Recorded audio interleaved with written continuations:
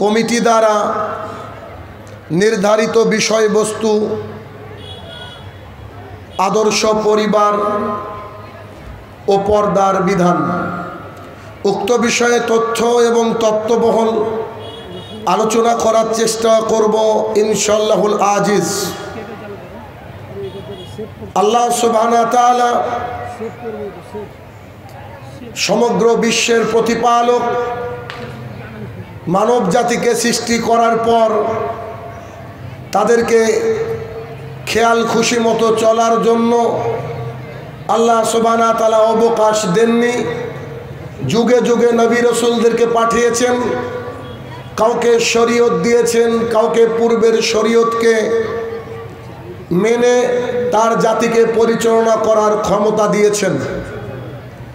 আজকে যে বিষয় দেওয়া হয়েছে আদর্শ পরিবার, আমরা নিজেরা নিজেদেরকে মডার্ন মনে করি, আধুনিক মনে করি। তারপরেও 2025 সালে এসে আমাদেরকে আদর্শ পরিবার নিয়ে আলোচনা করার কথা বলা হচ্ছে, মানে আমাদের সমাজে আদর্শ পরিবারের বড্ড অভাব।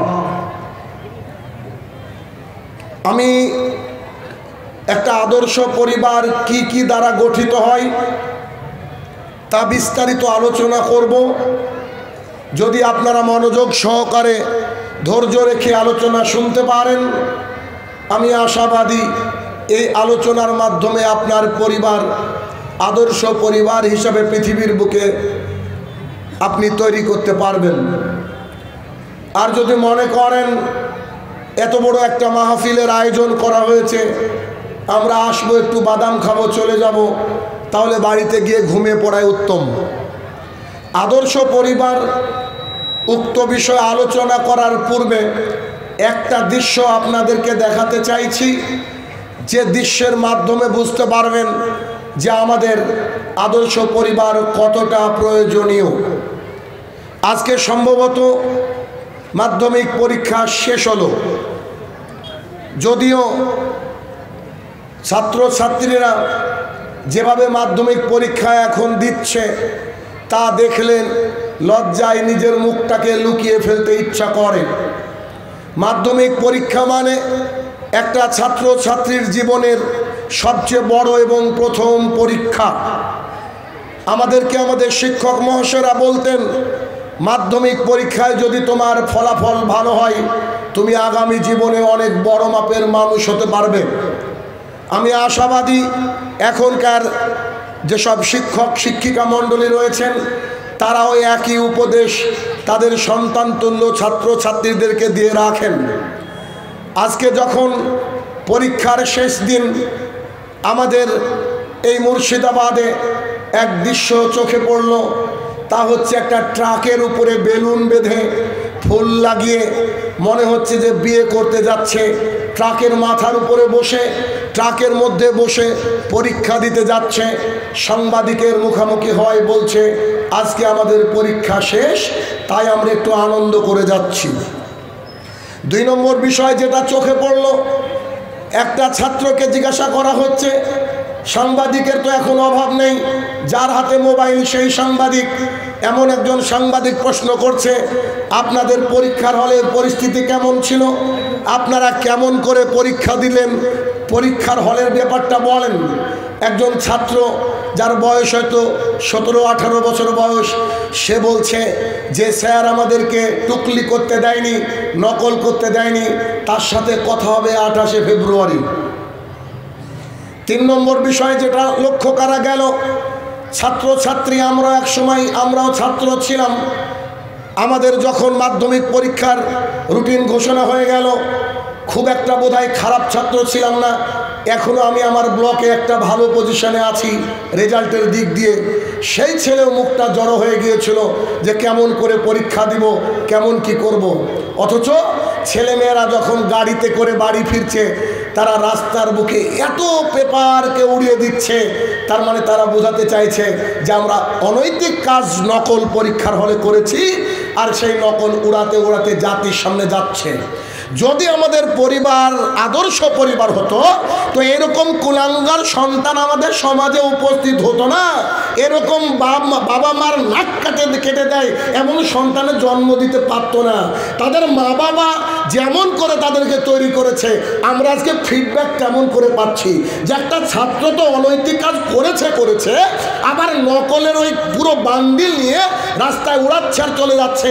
মনে হচ্ছে কত বড় বাহাদুরি করেছে, মনে করছে ভারতবর্ষ বোধহয় আবার স্বাধীন করেছে। এ দৃশ্য দেখেন না আপনারা?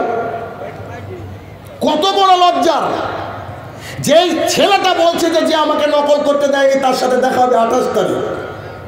যেই সন্তান ট্রাকের উপরে বসে শেষ পরীক্ষা দিকে যাচ্ছে, যেই আপনার কলিজার টুকরা কন্যা নকলকে ছিঁড়ছে আর ফেলে দিচ্ছে, বলেনও ভালো করে সন্তান কি করে হতে পারে?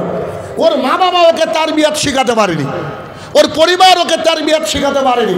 তারবিয়াত শিখাতে পারেনি বলে এত কুলাঙ্গার এই মানে যে জামানা আসছে, এই কুলাঙ্গার জাতি তৈরি করার জন্য এরাই হচ্ছে আমাদের আগামী দিনের ভবিষ্যৎ। এমন একটা জেনজি নাম রেখেছে, জেনজি, উই আর মডার্ন। তারা মনে করে আমরা মডার্ন। এই যে জেনজি নামের যে ভয়ঙ্কর এক প্রজন্মের আবির্ভাব হচ্ছে আগামী দিনে, যে এই সন্তানদেরকে অনৈতিক কোনো কাজে লিপ্ত দেখে কোনো বুদ্ধিমান শিক্ষিত ভালো পরিবারের কোনো একজন ভদ্রলোক তাদেরকে নিষেধ করবে না। কেন? তারা জানে হয় নিষেধ করলে মার খাবে, না উল্টো কথা শুনবে। বর্তমানের পরিস্থিতি এইরকম। এই সময় আমরা একেবারে বর্বরতার চরম সীমায় একেবারে উঠে পড়ে লেগেছি। আমাদের সমাজটা যেন কি করে বর্বরতা দিয়ে ছেয়ে দেওয়া যায়। নইলে একটা ছাত্র নকল করার পরে রাস্তায় নকল উড়িয়ে যেতে পারে, এটা কত বড় লজ্জার! একবার চিন্তা করে দেখেন। কোথাকার ছাত্র? বলছে মুর্শিদাবাদ। এই তো আমাদের মুর্শিদাবাদের ছাত্ররা নকল উড়াবে, কিছুদিন পর কেরালা, দিল্লি, বোম্বে সব লেবার। দেখেন মুর্শিদাবাদ মানে লেবার। লজ্জা লাগে না আমাদের? নিজেরও তো চরমভাবে লজ্জা লাগে যে এই মুর্শিদাবাদ থেকে এক সময় নবাব ছিল, যে নবাব গোটা এই বাংলা, বিহার, উড়িষ্যা তো দূরের কথা, ভারতবর্ষকে স্বাধীন করেছে, চালিয়েছে। এই লালবাগ আজকে চলে যান, তাদের স্মৃতিচিহ্ন এখনো রয়েছে, অথচ তাদেরই বংশধর, তাদের জাতি আমরা আজকে একেবারে অতল তলে তলিয়ে গিয়েছি। কেন? আমাদের আদর্শ পরিবারের বড় অভাব।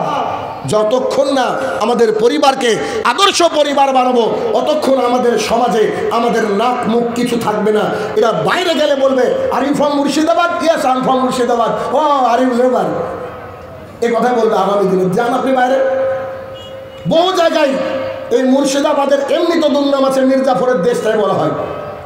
তারপরে আবার আপনার আমার সন্তান যদি এইরকম আচরণ করে, যে একটা ছাত্র যার বয়স 17-18 বছর, এখন এক থাপ্পড় দিলে তার কলসা থেকে দুধ বের হয়ে যাবে, সেই সন্তান রাস্তায় নকল উড়ে যায়। এদের কি মা বাবা নাই? এরা কি কোনো সময় শাসন করে না? এরা কি পরীক্ষার হলে পাঠানোর পূর্বে তার সন্তানকে ঠিক আমাদের সময় আমাদের মা বাবা যেমন করে বলতো, বেটা রাস্তার এক পাশ দিয়ে যাবা, কোনো রকমের কোনো খারাপ আচরণ করবো না, স্যার যেমন করে বলবা তেমন করে লিখবা, স্যারের সাথে মুখে মুখে তর্ক করবে না, তাদের মা বাবাকে এগুলো শেখায় না? যদি শেখাতো তাহলে এই দৃশ্য আমাদেরকে দেখতে হতো না। এই জন্য এই ফরাক্কার মানুষ কি করেছে? আজকের আলোচনার বিষয় আদর্শ পরিবার, যা আমাদের দরকার।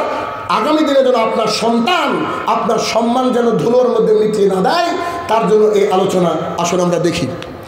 আল্লাহ সুবহানাহু ওয়া তাআলা সূরা তাহরিম সূরা নম্বর 66 আয়াত নম্বর 6 আল্লাহ সুবহানাহু ওয়া তাআলা বললেন, ইয়া আইয়ুহাল্লাযীনা আমানু, ও ঈমানদারগণ, কু আনফুসাকুম ওয়া আহলিকুম নারা, ও দুনিয়াবাসী যারা ঈমান এনেছো তারা শোনো, তোমরা তোমাদের নিজেকে বাঁচাও, তোমাদের পরিবারকে বাঁচাও জাহান্নামের আগুন থেকে, যে আগুন জ্বলবে মানুষ দিয়ে, যে আগুন জ্বলবে পাথর দিয়ে। একটা সনাতন ধর্মাবলম্বী তার বাবাকে পোড়াতে গিয়েছে শ্মশান ঘাটে পোড়াতে গিয়ে তার বাবার লাশ আগে যাচ্ছে, আর পেছনে অনেকগুলা আপনার ওই কাঠ পাটকাঠি জ্বালানি যাচ্ছে। কেন? তার বাবাকে নাকি পোড়াতে গেলে এগুলা লাগবে। কেউ কেউ পেট্রোল নিয়ে যাচ্ছে, তার বাবাকে নাকি পোড়াতে গেলে এগুলা লাগবে। আল্লাহ তাআলা বলছে, দুনিয়াবাসী তোমরা শোনো, আমি যে জাহান্নামের আগুনকে জ্বালাবো, সেই জাহান্নামের আগুনের খড়ি, সেই জাহান্নামের আগুনের কাঠ, সেই জাহান্নামের আগুনের ইন্ধন হবে মানুষ এবং পাথর। গোটা পৃথিবীর ইতিহাসে আজকে পর্যন্ত, পৃথিবী সৃষ্টির পর আজকে পর্যন্ত পাথরের মধ্যে দাউ দাউ করে আগুন জ্বলছে, এটা পৃথিবীবাসী দেখেনি। আল্লাহ তাআলা বলছেন যে আমি পাথর দিয়ে আগুন জ্বালাবো, আল্লাহ তাআলা বলছেন আমি মানুষ দিয়ে আগুন জ্বালাবো। অতএব ও দুনিয়াবাসী যারা ঈমান এনেছো, তারা কান খুলে শুনে রাখো, তুমি বাঁচো এবং তোমার পরিবারকে বাঁচাও। কি থেকে? জাহান্নামের এই ভয়াবহ আগুন থেকে। অত্র আয়াত দ্বারা বুঝতে পারলাম যে আল্লাহ তাআলা আমাদেরকে বাঁচাতে বলেছেন। আচ্ছা, এবার আসেন আদর্শ পরিবার কি করে তৈরি করবেন। আর যারা আছে, যাদের পরিবার এখন অলরেডি হয়ে গেছে, হাজারো মানুষ এখানে বসে আছেন যাদের পরিবার অলরেডি হয়ে আছে, তাদের পরিবারকে আপনারা কি করে একটু মানে সেগ্রিগেশন করবেন, কি করে সুন্দর করে সাজাবেন, তার একটু গাইডলাইন দেখেন। এক, বাড়ি তৈরি করার সময় একটা টিনের বাড়ি ছিল, পাকা বাড়ি তৈরি করবেন, নিশ্চয় ইঞ্জিনিয়ার অথবা যে তৈরি করেছে তাকে গিয়ে বলবেন, ভাই কোন সিমেন্টটা ব্যবহার করলে একটু টিকসই বেশি, বলবেন কি বলবেন না? কোন ভাটার ইটটা নিলে আমার একটু দামও পড়বে ঠিকঠাক এবং আমার বাড়িটা সুন্দর হবে, কোন রডটা নিলে আমার একটু সুবিধা হবে, তো সে আপনাকে বলে দিবে, সে বলে দিবে। আমরা যারা আদর্শ পরিবার তৈরি করতে চাই, তাদেরকে রূপরেখা আমি দিতে যাচ্ছি আজকে। সেটা কি? যারা ইয়াং ছেলে আছেন এখানে, একটু হাত তুলেন তো, যারা বিয়ে করেননি, যারা বিয়ে করেন একটু হাত তুলেন ভাইয়ের আমার, একটু দেখে নিন, লজ্জার বিষয় নেই ভাই। ইয়াং আছেন? আচ্ছা, ইয়াং তো কম মনে হচ্ছে আজকে, কি ব্যাপার? সবাই বিবাহিত? মাশাআল্লাহ, হাত নেবেন। যারা ইয়াং আছেন তারা তো শুনবেন, যাদের ছেলে মেয়ে বউ বাচ্চা আছে তারাও শুনেন। আদর্শ পরিবার গঠন করার জন্য আদর্শ জিনিস লাগবে। আমাকে এক লোক বলছে, আপনি যদি এই সিমেন্ট ব্যবহার করেন, সিমেন্টের নাম হচ্ছে এটা ব্যবহার করলে আপনার বাড়িটা টিকবে সুন্দর। আমাকে আর একজন ফ্রড একটা লোক এসে বলছে, আরে না না না, এক্স নামে একটা সিমেন্ট আছে, আপনি লাগান বাড়িতে, দেখেন কি সুন্দর টিকবে। এখন আমি একে ছেড়ে দিয়ে এক্স বালার সিমেন্ট লাগিয়েছি, 2 বার বর্ষা এসেছে, 3 বারের বেলা দেখছি ওই ফাটল ধরেছে। দোষ কার বলেন? আমার সিলেকশন কি ভুল করেছিলাম? সিমেন্ট। তো আমাকে আরো যাচাই বাছাই করা উচিত ছিল। আমরা যদি আদর্শ পরিবার তৈরি করতে যাই, আমাদেরকে শুরু করতে হবে প্রথমে যে নারীকে নিয়ে আপনি বংশ বিস্তার করবেন, একটা পরিবার বানাবেন, তাকে আদর্শ নারী হতে হবে। একটা খুব পপুলার হাদিস, বিখ্যাত হাদিস, সবারই জানা হাদিস। হাদিসটা আপনারা এভাবে শুনেছেন, কি রাসূল সাল্লাল্লাহু আলাইহি সাল্লাম বলেন, 4টে জিনিস দেখে নারীকে বিবাহ করো। 1, তার বংশ, 2, তার সম্পদ। শুনেছেন কি শুনেননি? সবাই শুনেছেন। আমি আপনাদেরকে বলতে চাইছি, এই হাদিসটা যেমন করে বুঝেছি, আমাদের বুঝটা ছিল ভুল। আমি শুরুতে বাক্যটা কি বলেছি, যে রাসূলুল্লাহ সাল্লাল্লাহু আলাইহি ওয়াসাল্লাম বলেছেন, নারীদেরকে বিবাহ করো 4টে জিনিস দেখে। যদি কোনো আলেম, যদি কোনো দায়ী এখানে করো যুক্ত করে, তাহলে হাদিসটা ভুল হয়ে গেল। কেন? আল্লাহ রাসূল আসলে বলতে চেয়েছে, নারীদেরকে বিবাহ করা হয় 4টে জিনিস দেখে, করো নয়। নারীদেরকে বিবাহ করা হয় 4টে জিনিস দেখে, নারীদেরকে বিবাহ করা হয় 4টে জিনিস দেখে। তার সৌন্দর্য, তার বংশ, তার টাকা পয়সা, তার দিনদারিতা। এ কথা বলার পর রাসূল সাল্লাল্লাহু আলাইহি ওয়াসাল্লাম বলছে, তুমি দিনদারিতাকে প্রাধান্য দিও। তার মানে কি? আপনি বিবাহ করতে গেলে সে মহিলা যদি সুন্দর না হয় চলবে, তার পরিবার যদি অ্যারিস্টোক্রেটেড ফ্যামিলি না হয় চলবে, সেই মহিলাদের যদি সম্পদ না থাকে চলবে, যদি তার মধ্যে দিনদারিতা থাকে, তাহলে কি করতে হবে বলেন? তাকে বিবাহ করতে বললেন মুহাম্মদ সাল্লাল্লাহু আলাইহি সাল্লাম। অতএব ভাইরা আমার, বিবাহ করার পূর্বে আপনাদেরকে দেখে নিতে হবে যে নারীকে বিবাহ করছেন সেই নারী দিনদার কিনা। কেন? আমি শাহিনুর রহমান একজন বিবাহিত মানুষ, 11 বছরের ছেলে, 6 বছরের মেয়ে আমার আছে। আমি আমার অভিজ্ঞতা থেকে বলছি। আর একটা হিন্দিতে কথা প্রচলিত রয়েছে, কথাটা বললে তো আবার ভাইরাল করে দিবেন, তারপরে বলি এটা বাস্তবতা। দেখবেন হিন্দিতে একটা কথা আছে, হার মার্দ কো দুসরে কা বিবি পছন্দ আতা হে। কথা বলে বুঝতে পারেননি?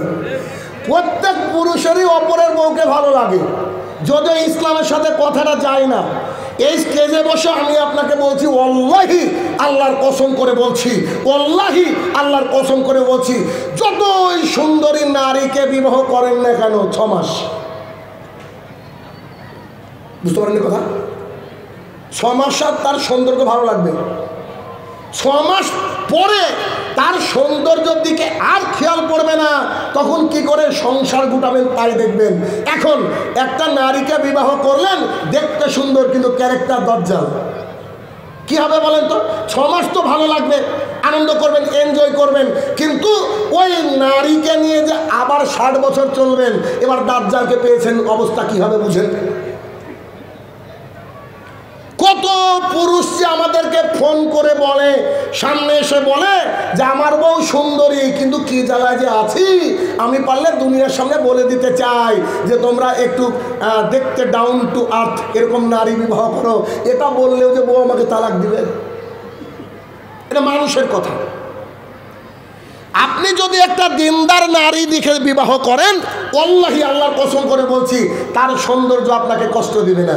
তার সৌন্দর্য একেবারে কিয়ামত পর্যন্ত, আল্লাহ যদি উভয়কে বাঁচিয়ে রাখে, কিয়ামত পর্যন্ত আপনারা সুখে থাকবেন, শান্তিতে থাকবেন।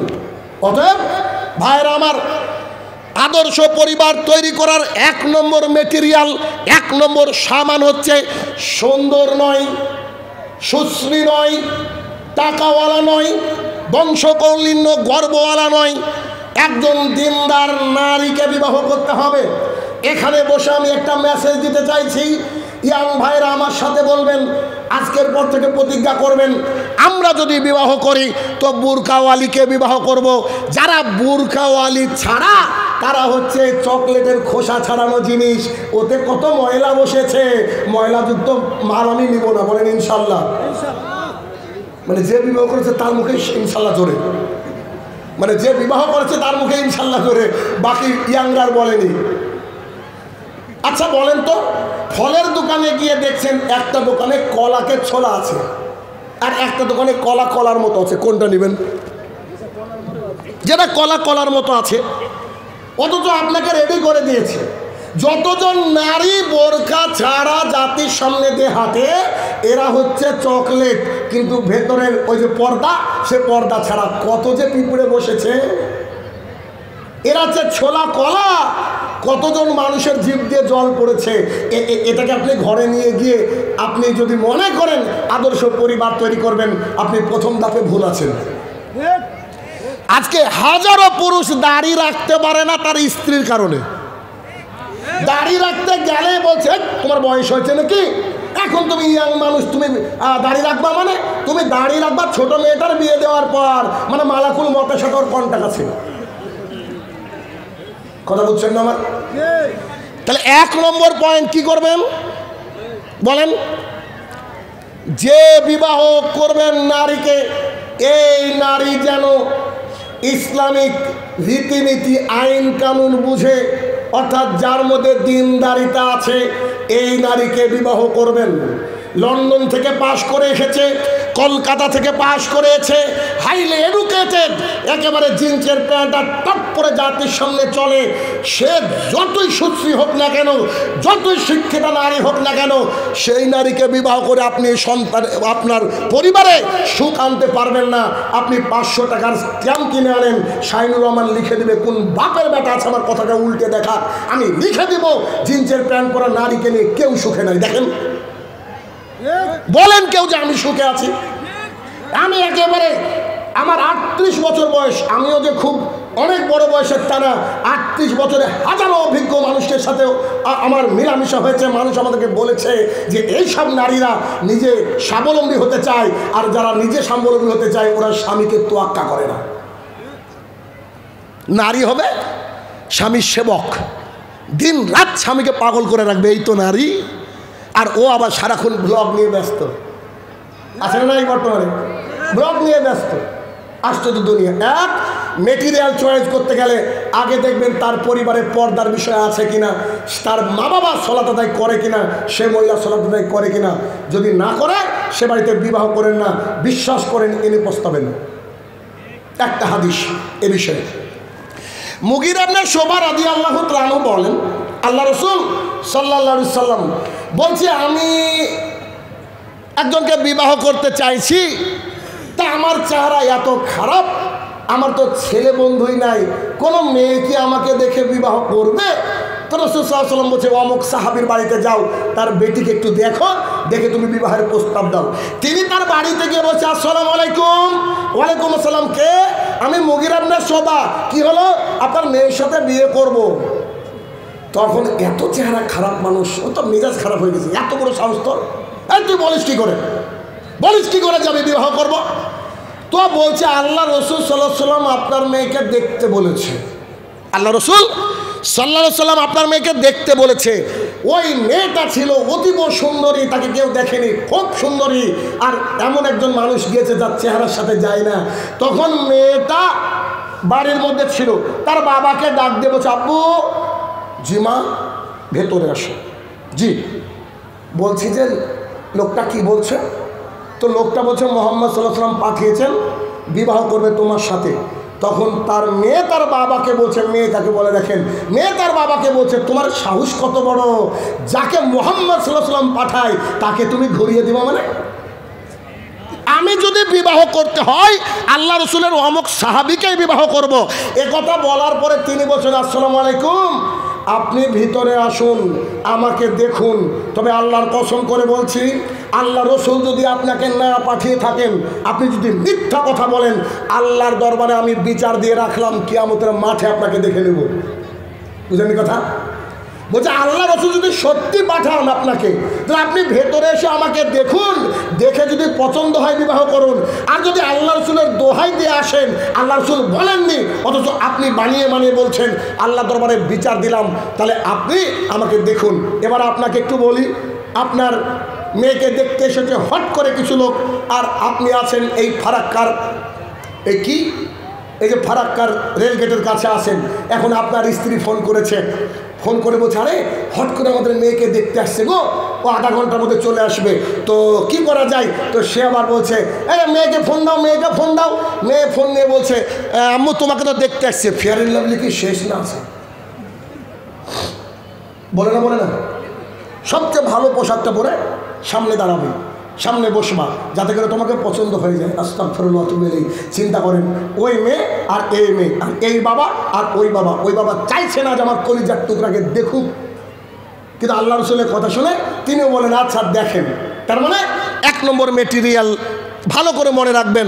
আর আজকের এই বাক্যটা যদি মনে না রাখেন, আজকের যে লাইভ হচ্ছে এটাকে একটু কেটে সারা জীবনের জন্য রেখে দেবেন। আল্লাহি, আল্লাহর কসম করে বলছি, কি পস্তান যে পস্তাবেন। সেদিন এই ভিডিওটা আবার একবার প্লে করে দেখবেন।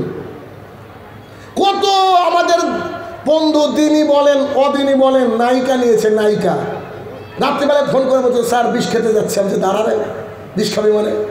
তো বলছে যে এরকম সারাদিন কাজ করে বেড়া, এত কষ্ট করি, বাড়িতে আসলে খ্যাস খ্যাস খ্যাস খ্যাস, আর ভালো লাগে না। তাই তো আমি বলেছি, গোটা পৃথিবী যদি আপনার বিরোধিতা করে, আপনার স্ত্রী যদি আপনার সাথে থাকে, আল্লাহর কসম করে বলছে আপনি বাদ। বুঝলেন কথা? আর গোটা দুনিয়া আপনাকে ভালোবাসে, খালি আপনার স্ত্রীতে ভালোবাসে না, তাহলে দেখবেন যে আপনি শেষ। এই জন্য বলছে পুরুষ হচ্ছে 2 প্রকার, বিবাহিত আর জীবিত। বুঝলেন? বিবাহিত আর জীবিত। অতএব ভাইরা আমার, রমণী দেখে বিবাহ করবেন যার মধ্যে দিনদারিতা আছে। 1, 2, বিবাহে যতগুলা শরীয়তি নিয়ম আছে, শরীয়তি নিয়ম মেনটেন করে বিবাহ করবেন। কেননা বিবাহ একটি ইবাদত, আর বিবাহ ইবাদত, ইবাদতের মধ্যে যদি আল্লাহ রসুলের তরিকা না থাকে তো ওই ইবাদতের ফল আল্লাহর কাছে পাবেন না। বিবাহতে আজকে যতজন মানুষ এখানে উপস্থিত হয়েছেন, আমি আপনাদেরকে নিশ্চিত করে বলতে পারি আপনারা কেউ মুসলমানের বিবাহতে যাননি, ইল্লা মান রাহিমা রাব্বি, যাদেরকে আল্লাহ রহমত দিয়েছে তারা বাদ দিয়ে। শাহিনুর রহমান সাহেব এত বড় কথা বললেন, আমরা কেউ মুসলমানের বিয়েতে যাইনি। একটু দেখেন, একটু যখন ছেলে মেয়েকে দেখতে যাবে বলে সিদ্ধান্ত নিয়েছে, তখন বাড়িতে একটা লিস্ট তৈরি হয় কে কে দেখতে যাবে।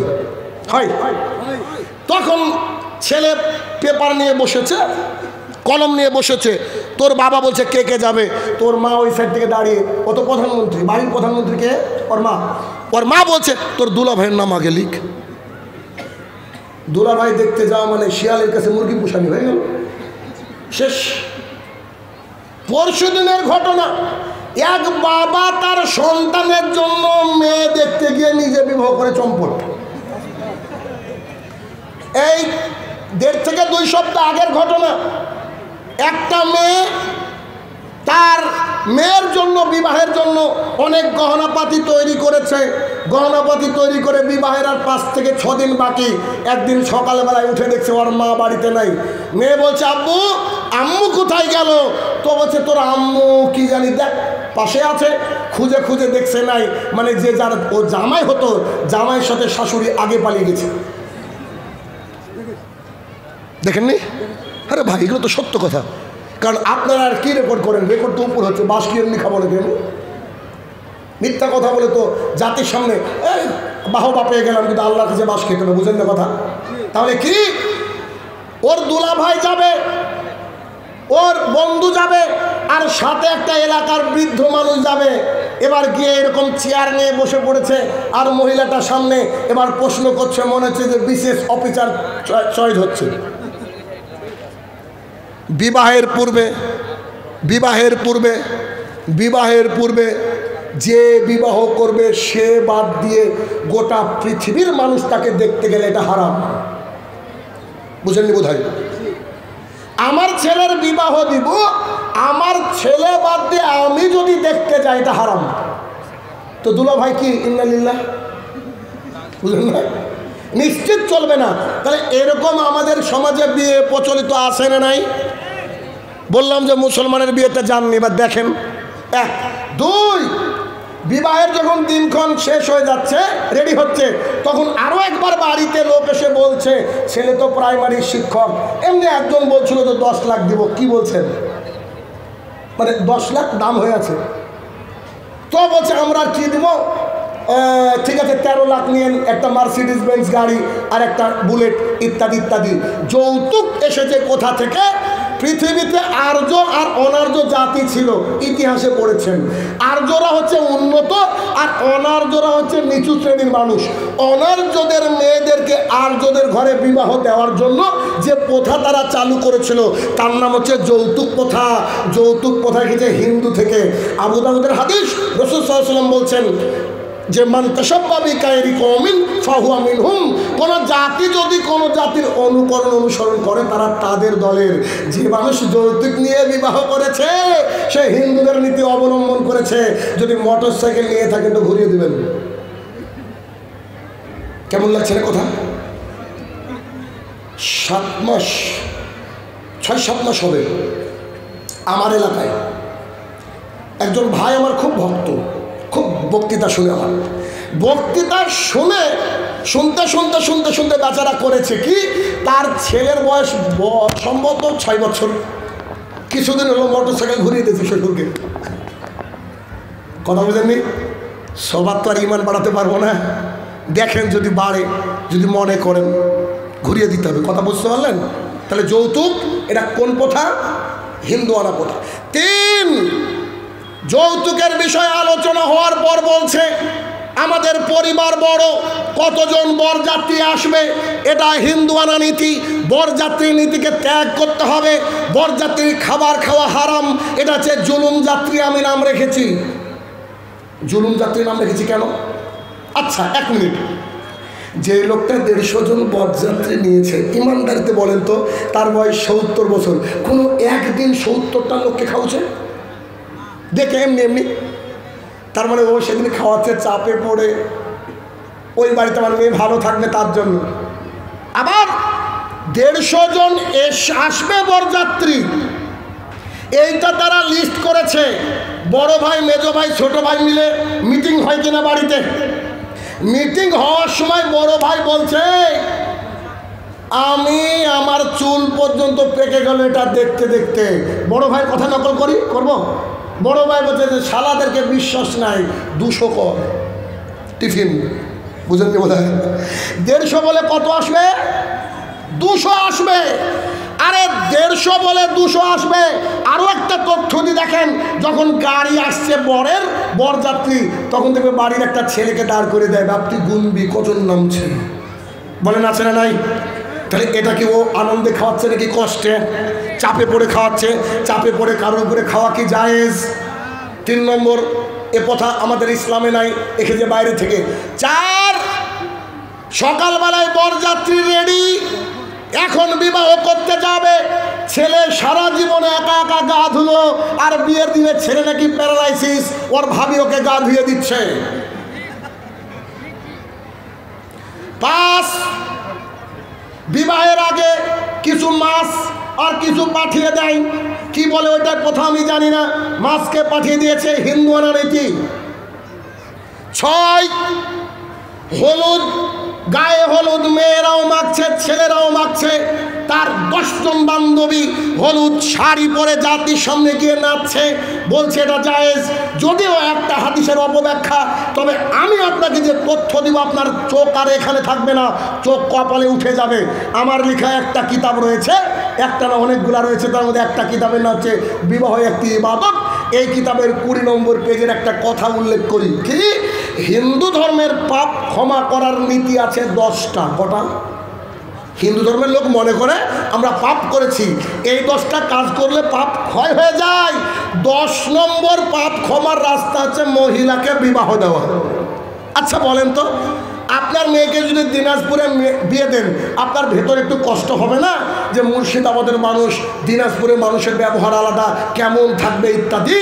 তো হিন্দুরা করে কি, তাদের বাড়ির লক্ষ্মী তারা মনে করে তাদের মেয়েকে অন্য বাড়িতে বিবাহ দিবে, আর ওই বাড়িতে যে কেমন থাকে তাই তারা একটা পুজো করে।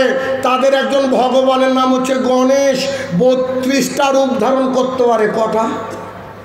32টা রূপ ধারণ করতে পারে। তার মধ্যে একটা রূপ হচ্ছে গায়ে হলুদ বর্ণ ধারণ করা। তাই হিন্দুরা গায়ে হলুদের দিনে পুজো করে, হরিদ্রাত্ম গণেশের পুজো করে। আর মুসলমানের মেয়েরা শাড়ি পরেছে হলুদ, তার মানে ও সেদিন পুজো করে সেই বিবাহ করতে যাচ্ছে। বলেন এটা কি জায়েজ হতে পারে? 8, যাওয়ার পরে ক্যামেরাম্যান বারবার করে দেখবেন মেয়েটার গালে হাত দিয়ে, কনুয়ে হাত দিয়ে বারবার ছবি তুলে, আরে বিবাহ করব আমি, মোহরানা দিব আমি, ভাত কাপড় দেবো আমি। আর ক্যামেরাম্যান মজা নাই গো। হ্যাঁ, কত বড় নিজের উপরে ঘেনে আসার দরকার। আমার স্ত্রীকে অন্যজন দেখবে মানে? গাইরথহীন মানুষ আমরা।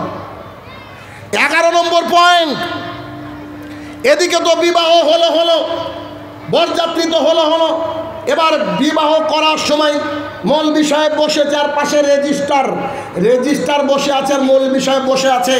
মেয়ের বাবা বলছে, লিখেন তো আমার মেয়ের নাম অমুক, ছেলের নাম অমুক, তো কিছু দিয়েছেন কি? আরে দিয়েছি মানে, দাবি করেছে রয়্যাল এনফিল্ড। দাবি করে যখন লিখছে, ইমাম সাহেব কেন বসে আছে? এটা আমার প্রশ্ন, বুঝেননি বোধ হয়। অন্যায় কাজ দেখলে হাত দিয়ে বাধা দিতে হবে কি দিতে হবে না? ইমাম সাহেব কেন বসে আছে? ইমাম সাহেব বলবে যে তোর বিয়ে তুই পড়া যা। বুঝেননি? এটা বলে চলে যাবে, খালাস ঝামেলা শেষ। ও বসে আছে হারামখোর, ও বসে আছে, ও ওখানে বসে থাকলো কেন? ওর বাড়িতে কি খাবার ওর বউ রান্না করে না নাকি? ও এখান থেকে উঠে চলে যাবে। তারপরে বিবাহ যখন করানো হচ্ছে, বিবাহ করানোর সময় কি বলছে? বলছে যে মোহরানা কত? তো মোহরানাটা দিয়ে একজন ব্যক্তিকে পাঠানো হচ্ছে তার মেয়ের কাছে, আর মেয়ের সাথে মেয়ে কবুল বলছে কিনা তার জন্য 2 জন সাক্ষী লাগছে, আর একজন উকিল বাপ। লাগে কি লাগে না? সাক্ষী আর উকিল বাপ জায়েজ নয়। আপনাদের এই আশপাশের একজন পুলিশ অফিসার, নাম বলবো না, ফেসবুক লাইভে যাই, এমনও বুঝবেন কার কথা বলছি, উনি আপনারা বুঝবেন না। তিনি বলছেন আমার জীবনে বড় শখ, আমার বিবাহ পড়াবে শাহিনুর রহমান। আমি বলেছি পুলিশ মানুষ, আপনার বিবাহ পড়াতে যাব ঠিক আছে, তবে আরও কিছু পুলিশ রাখিয়েন। আমি বিবাহ পড়ালে ঝামেলা হবে ফরজ, গ্যারান্টি। এ বিবাহ মুসলমান সমাজ দেখেনি, আমি যেভাবে বিবাহ পড়াবো। বলছে আপনি টেনশন করেন না, আমার শ্বশুরকে আগে থেকে বলা আছে যে আমি একজন মৌলবি আনবো, যে করে বিবাহ পড়াবো, আপনি চুপ থাকবেন। আমি বললাম তাইলে ঠিক আছে। তার বিবাহ পড়িয়েছে আলহামদুলিল্লাহ। আপনাকে বলি, দেখেন একটা বিবাহতে গিয়েছি, বিবাহ পড়ানোর জন্য গিয়েছি, দেখবেন বিবাহর মজলিসে কিছু লোক দেখা যায় দাড়ি চাছা আর একটা টুপি পরে আছে, স্বাধীনতার আগে কিনা আসলে নাই, ওরা আবার পিএইচডি হোল্ডার, সব কিছু তো অভিজ্ঞ। তা আমি গিয়েছি, আমি বলেছি বাড়িওয়ালাকে যে আপনি আমাকে ডাকিয়েন না, ঝামেলা হবে।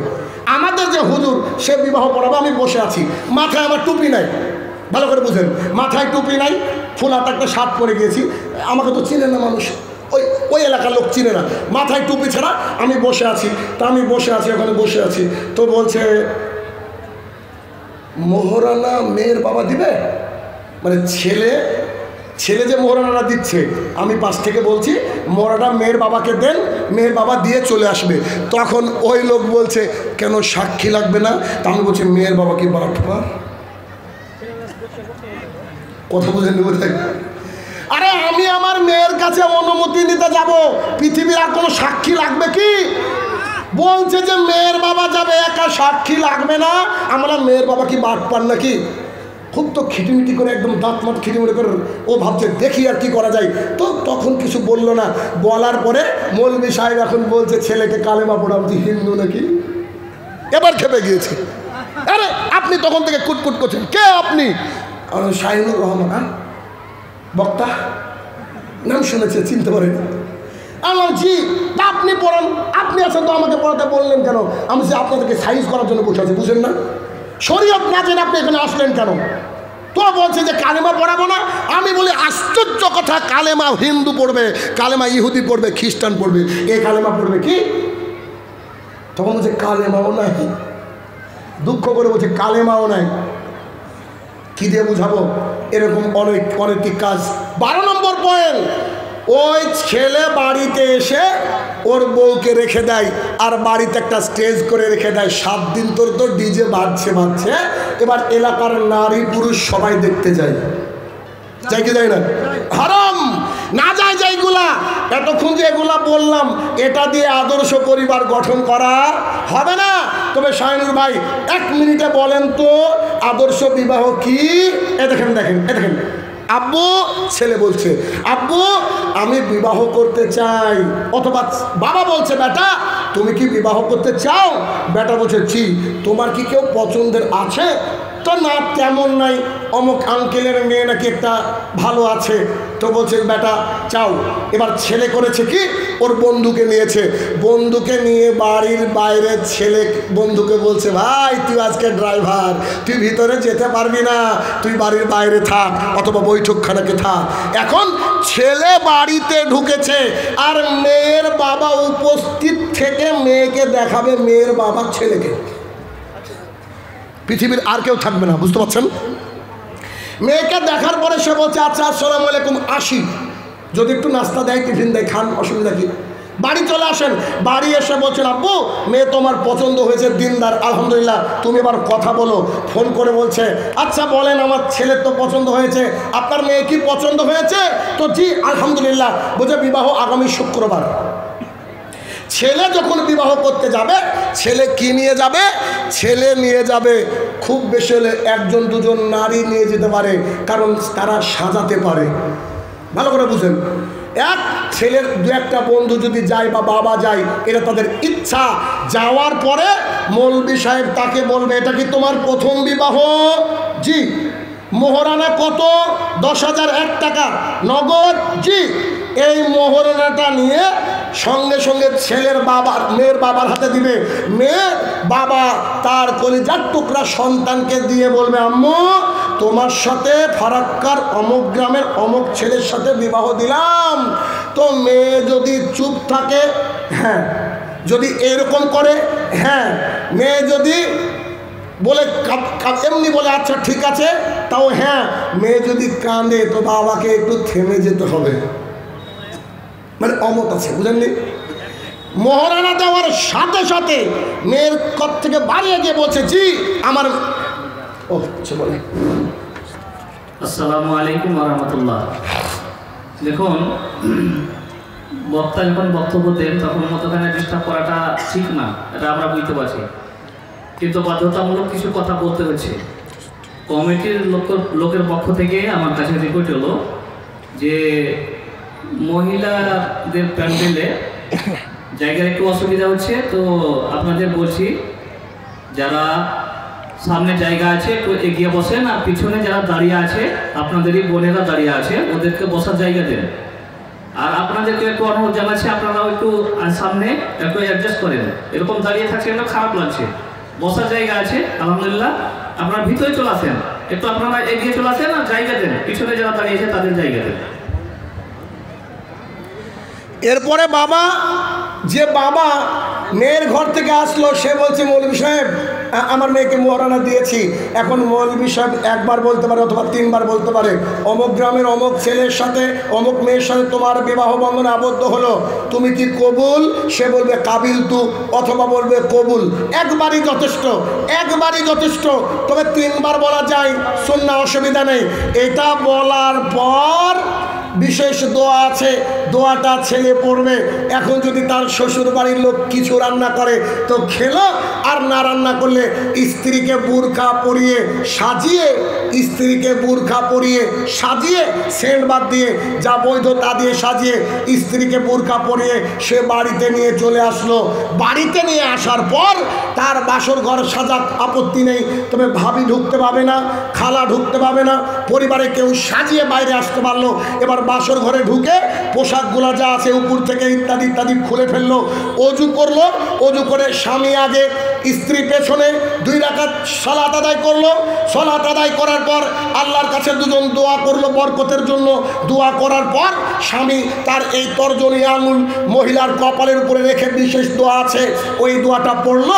পড়ার পরে এবার বিছানায় গেল, সহবাসের পূর্বে একটা দোয়া আছে পড়লো। এরপরে পরের দিন হবে আকিকা, যদি একটা ছাগল জবাই করে হয় সেদিন হবে আকিকা। এবার শোনেন, বরযাত্রী যাওয়া যাবে না, তবে সরি ভুল বললাম, বরযাত্রী যাওয়া যাবে না, তবে পরের দিন হবে কি আকদ, বিবাহ কমপ্লিট হয়েছে, পরের দিন কি অলিমা। আকিকা কেন বলছি, কবল তো বাসর হলো, তাই না? তো যখন মিস্টেক ছিল, তো কি ওলেমা, এই ওলেমাতে গোটা পৃথিবীর লোককে ডেকে খাওয়ানো জায়েজ। এবার বুঝতে পেরেছেন? কলিজার টুকরো একটা মেয়েকে 18 বছর 20 বছর মানুষ করে দিচ্ছে, আবার কি নেবেন? হ্যাঁ, ছেলে খাওয়াবে ছেলে।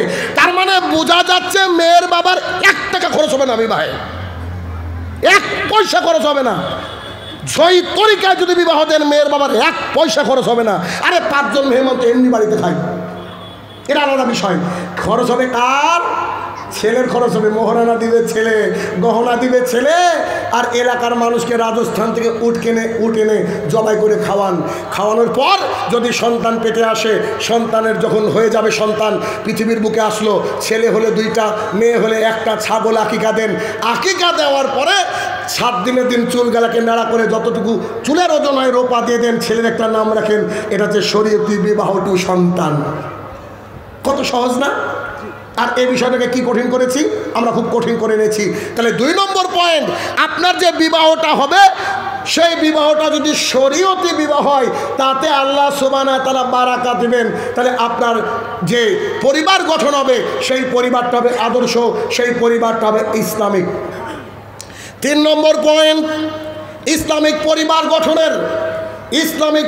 গঠনের 3 নম্বর পয়েন্ট হচ্ছে পরিবারের যারা সদস্য থাকবে, যারা বালেগা অর্থাৎ যাদের বয়স হয়েছে সালাত আদায় করার, সিয়াম পালন করার, তাদের অন্তরটা মসজিদের সাথে ঝুলে থাকবে, যারা ছেলে। আর যারা মেয়ে হবে বাড়ির মধ্যে একটা মাহল থাকবে, যে মাহলে এরকম যে মাইকে একটা ফু মেরেছে হাইয়া আলাস সালাহ আজান দেওয়ার জন্য, তখনই যেন আপনার সন্তান, আপনি নিজে, আপনার যদি কোনো ভাই থাকে সঙ্গে সঙ্গে তারা করবে কি, অজু করে রেডি হয়ে যাবে। কেন? দার্জিলিংয়ে বেড়াতে গেলে 1 মাস পরে ট্যুর, আর 15 দিন থেকে পোশাক গুছান। ফারাক্কা ব্যারেজ দেখতে আসলে 3 দিন থেকে রাত্রিবেলায় ভাবেন যে ফারাক্কা ব্যারেজ দেখতে কেমন যাব, অথচ আপনি আমি সলাতের জন্য গিয়ে তাড়াহুড়ো করে সলাত ধরি। পৃথিবীর প্রত্যেকটা নবী রাসূলদের সম্পর্ক ছিল মসজিদের সাথে। যারা আদর্শ পরিবার তৈরি করেছিল তাদের সম্পর্ক কার সাথে ছিল? মসজিদের সাথে। মারিয়াম আলাইহিস সালাম মসজিদের মধ্যেই থাকতেন। ইব্রাহিম আলাইহিস সালাম এবং তার সন্তান ইসমাইল আলাইহিস সালাম কাবাকে তৈরি করলেন। কাবার চারিদিক দিয়ে ঘুরছিলেন আর বলছেন, আল্লাহ তুমি সর্বজ্ঞ, তুমি সর্বশ্রোতা, হে আমাদের প্রতিপালক, আমাদের বাপ বেটার তরফ থেকে তোমার জমিনে তোমার প্রথম ঘরকে তুমি কবুল করো। তার মানে রাসূল সাল্লাল্লাহু আলাইহি ওয়াসাল্লামের ঘর, আম্মাজান আয়েশা রাদিয়াল্লাহু আনহার ঘর আর মসজিদুল নববী একই সাথে মনে হবে আপনাদেরকে, যদি কেউ দেখে থাকেন বুঝতে পারবেন, মনে হবে যে মসজিদুল নববী আর আম্মাজান আয়েশার ঘর একই দেওয়ালের মধ্যে, যদিও সেপারেশন রয়েছে। এটা কি? আর যদি মক্কাতে দেখেন তাহলে মুহাম্মদ সাল্লাল্লাহু আলাইহি ওয়াসাল্লামের বাড়িটা আপনাদের প্যান্ডেলের শেষ ওইটা, আর এইটা হচ্ছে কাবা। যদি কেউ দেখে থাকেন তারা হয়তো বুঝতে পারছেন আমার আঙুলের ইশারাটা। তার মানে যারা ইমানদার পরিবার, যারা আদর্শ পরিবার গঠন করতে চায়, তারা যারা মানে ছেলে অর্থাৎ পুরুষ, তাদের অন্তরটা মসজিদের সাথে কি থাকবে? কানেক্টেড থাকবে। আচ্ছা দেখেন তো, ছোট ছোট বাচ্চারা এমনি এমনি গান শিখে যায়, এমনি এমনি গালি শিখে, আবার এমনি এমনি সূরাও শিখে। আচ্ছা গান শিখে কার বাড়িতে? যার বাবা মা দিনরাত গান শোনে, আর যার মা বাবা দিনরাত কোরআন তেলাওয়াত করে, তার ছেলেরা কি করে? আচ্ছা এখানে একটা উদাহরণ দিতে গিয়ে আপনাকে একটু দিই, তাহলে আপনি বুঝতে পারবেন যে ইসলামিক পরিবার গঠন করা কত জরুরি, কতটা প্রয়োজন। আমি জলসা থেকে গেলাম, কে আমার স্ত্রী আমাকে বলছে তোমার ছেলেকে ডাকো, না এবার বিছানায় পেশাব করে ফেলবে। বাচ্চা ছেলে, 11 বছর বয়স, বিছানায় পেশাব করে ফেলবে। আমি ছেলেকে গিয়ে বলছি, আব্বু উঠো। এক ডাকে আলহামদুলিল্লাহ ও উঠে চলে গেছে বাথরুমে। আমি বাথরুম করে এসে শুয়েছি, দেখছি আমার ছেলে আসে না। ঘটনা কি? একটু পরে দেখছি পানি নাড়ার আওয়াজ। আমি বলছি, বেটা করছো কি? তো বলছে, আব্বু অজু করছি। আমি একটু মজা করে বলছি, তাহাজ্জুদ পড়বো নাকি? 11 বছরের ছেলে। আমি বলছি, তাহাজ্জুদ পড়বা নাকি? বলছে, কেন ফজর হয়নি নাকি? তো আমি বলছি, না ফজর হয়নি, এখন মধ্যরাত্রি। কি যে খুশি, এসে শুয়ে পড়লো। কেন? 7.5 বছর থেকে আজকে পর্যন্ত আমার ছেলের মসজিদে জামাত মিস হয়েছে, এটা আমার জানা নেই। 11 বছর বয়স। তো আমার এই সন্তানকে আমি সেদিন ডেকেছি, ও ভেবেছে যে আব্বু তো রাতে একবারই ডাকে ফজরে, অত বোধহয় ফজর হয়ে গেছে। কথা কি বোঝাতে পারছি? আমার ছেলে সলাত আদায় করলে ও এইটা হয়তো বুঝে নিয়েছে, যদি ওকে এখনো বুঝায়নি যে আমি কোনোদিনও মসজিদে গিয়ে সুন্নাত আদায় করি না, ফজরের সুন্নাত ওটা বাড়িতে আগে উঠে সুন্নাত আদায় করে তারপরে যাই। আমার ছেলেও তাই শিখেছে, অটোমেটিকলি তার মধ্যে একটা প্রবণতা চলে গেছে। এলাকার মানুষ দেখে বলছে, এতটুকু ছেলের উপরে এই লোকটা জুলুম করে। এই ফজরের সময়, এই কনকনে ঠান্ডার সময় ছেলেকে তুলে, আমি আমার ছেলেকে বলছি, বেটা তোমার উপরে কে জুলুম হচ্ছে? আমার বেটা বলছে, তুমি না ডাকলেই তো জুলুম হবে। কেন? ও খুতবা শোনার বাপের মুখে যে আল্লাহ রাসূল সাল্লাল্লাহু আলাইহি ওয়াসাল্লাম বলেছে 7 বছর বয়স, বলো আব্বু শোনা, ও আম্মু শোনা, কলিজার টুকরা তুমি সালাত আদায় করো। 10 বছর বয়স যদি সালাত আদায় না করে তো মারো। আপনি আমি শুধুমাত্র ফজরে গেলাম, আমাদের সন্তানদেরকে নিয়ে গেলাম না, তাহলে এটা কি আদর্শ পরিবারের কোনো সাইন এন্ড সিম্পটম হবে? হবে না। তাহলে কি? বাড়ির বড় পুরুষদের ভালোবাসা থাকবে মুআল্লাকা ফিল মাসাজিদ, মানে মসজিদের সাথে অন্তরটা কি থাকবে? ঝুলে থাকবে। ওই যে আবু হুরায়রার বিখ্যাত হাদিস, আবু হুরায়রা রাদিয়াল্লাহু তাআলা আনহু বলেন, রাসূল সাল্লাল্লাহু আলাইহি ওয়াসাল্লাম বলেছেন, কিয়ামতের ভয়াবহ দিনে 7 শ্রেণীর মানুষ আল্লাহ তাআলার ছায়ার নিচে সমাসীন হবে। তারা কারা? তাদের মধ্যে 1 শ্রেণীর মানুষ হচ্ছে যাদের অন্তরটা মসজিদের সাথে ঝুলে থাকে। এটা কেমন কথা শাহিনুর ভাই? জি, জোহর পড়ে আসার পর আধা ঘন্টা 1 ঘন্টা সময় পার হয়ে গিয়ে তার বৌমাকে বলছে, আম্মা দেখো তো বিটি কটা বাজে, আসরের কি ওয়াক্ত হয়ে গেল নাকি? মসজিদের মাইকটা কি খারাপ হলো নাকি, আজান যে শুনতে পেলাম না, বারবার করে যে লোকটা বলতে থাকে ওর অন্তরটা মসজিদে ঝুলে থাকে। তো বাড়ির যারা পুরুষ তারা কি করবে, অটোমেটিক্যালি সালাত আদায় করতে যাবে, এইটা দেখে তার সন্তান অটোমেটিক্যালি শিখবে। আজকে আমেরিকান গবেষকরা বলছে সন্তানকে যা শিখাবেন তা নাও শিখতে পারে, তো সন্তান তা শিখে যা আপনার কাছ থেকে দেখে অনুকরণ করে, ওরা ইমিটেশন করে, নকল করে, বান্দরের চেয়ে এক্সপার্ট ওরা। কেমন, আপনি যেমন করে চলবেন ওরাও কি করবে, ঠিক তেমন করে চলবে। আপনার প্যান্ট যদি পাখনের উপরে থাকে আপনার সন্তানেরও থাকবে। আপনি বলেন তো, ছেলের জন্য আমি ব্যাট কিনছি, বল কিনছি, ওর মধ্যে ঝামেলার মধ্যে একটা প্যান্ট কিনছি, যখন আমি শোরুম থেকে বেরিয়ে আসছি ছেলে বলছে আপু প্যান্ট কাটতে দেবো না। কথা বোঝেননি, মনে তো আছে আমার, না কেটে তো বাড়িতে নিয়ে যাবোই না। আমাকে বলছে আপু প্যান্ট কাটতে দেবো না। আমি বলছি ব্যাটা আমার মনে আছে, তোমারও মনে আছে? বুঝেছি, এটা তো পরা যাবে না। তাহলে কি অন্তরটা ঝুলে থাকবে কার সাথে, মসজিদের সাথে। আপনার সন্তানকে নামাজের জন্য বলতে হবে না, বিশ্বাস করেন। আপনি যাওয়া শুরু করেন, আপনার সন্তানকে নিয়ে যান, দেখবেন এমনিও নামাজি তৈরি হয়ে যাবে। কিন্তু 18 বছরের ছেলেকে আজকে বলেন নামাজ পড়া কথা, আপনার একবার মাড়ির দাঁতগুলো সাইজ করে দেবে, বলছে ফজরে ডিস্টার্ব করো তুমি আমাকে, হ্যাঁ এই কথা বলবে। অনেকে বাবা বলে না আমার সন্তানটা আমরা কথা শোনে না, বলে কি বলে না, এরা কাপুরুষ, ওরা নিজেরা নামাজ পড়ে না, ওদের সন্তান কি করে নামাজ পড়বে বলেন। 4 নম্বর পয়েন্ট, আদর্শ পরিবার গঠনের 4 নম্বর পয়েন্ট, বাড়ির যেসব মহিলা পুরুষ থাকবে সেই বাড়িতে প্রতিদিন কোরআন তেলাওয়াত হবে, সেই বাড়িতে ইসলামিক আলোচনা হবে, সেই বাড়িতে ডাইনিং টেবিলে খেতে বসে আদব কায়দা শেখাতে হবে। প্রতিদিন যতবার খেতে বসবেন ততবার আপনার সন্তান যদি বাম হাতে গ্লাস ধরে তাকে তখনই বলতে হবে আব্বু আম্মু আমার কলিজার টুকরা ডান হাতে ধরো, আব্বু আম্মু আমার কলিজার টুকরা ডান হাতে ধরো। যতবার খেতে বসবে অতবার আপনার সন্তানকে বলতে হবে। যদি কোনো একটা কেক বিস্কিট খেতে গিয়ে তার কিছু একটা পড়ে গিয়েছে, ওটা তুলতে গিয়ে বাম হাতে যেই ধরেছে আপনি বাম হাতে বাড়ি দিয়ে বলো আম্মু তুমি কি জানো না বাম হাতে শয়তান খায়। এভাবে যদি আপনি আপনার কলিজার টুকরাকে রেডি করেন দেখবেন ঘুমের মধ্যেও পানি পান করলে বলবে বিসমিল্লাহ। আমি সাক্ষী, বলে তো ঘুমের ঝুলে বলছে বিসমিল্লাহ। তাহলে কি সে বাড়িতে কোরআন তেলাওয়াত হবে। আর কোরআন এমন একটা গ্রন্থ যার মধ্যে শুধু বারাকার বারাকা, বারাকার বারাকা, বারাকার বারাকা।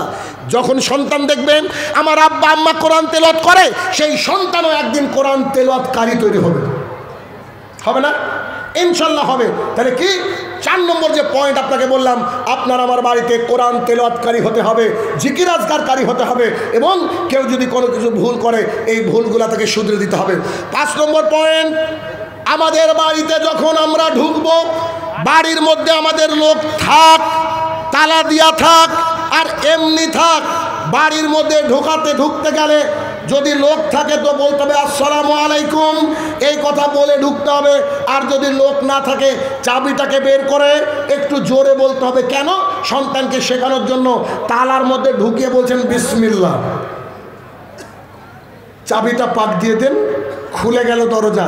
এখন ভিতরে ঢুকে বলছেন আসসালামু আলাইকুম রহমতুল্লাহ, এ কথা বলে আপনি ঢুকছেন। কেন? বাড়িতে কেউ নাই মানে জিন আছে, বাড়িতে কেউ নাই মানে জিন আছে। আপনি বিসমিল্লাহ তারপরে আসসালামু আলাইকুম রহমতুল্লাহি ওয়া বারাকাতুহু অথবা আসসালামু আলাইকুম এইটা বলে বাড়িতে ঢুকেন। বাড়িতে যখন ঢুকবেন বিশ্বাস করেন আল্লাহ বরকত দিবেই দিবে। আমি আরও একটা উদাহরণ, দোয়া করবেন আমার পরিবারের জন্য। আমি তোর পরে বাড়ি গিয়ে বসে থাকি না, যতটুকু পারি অতটুকু আমার নিজের পরিবারকে শেখাই বা যতটুকু বোঝার চেষ্টা করি, শরীয়ত বোঝানোর চেষ্টা করি।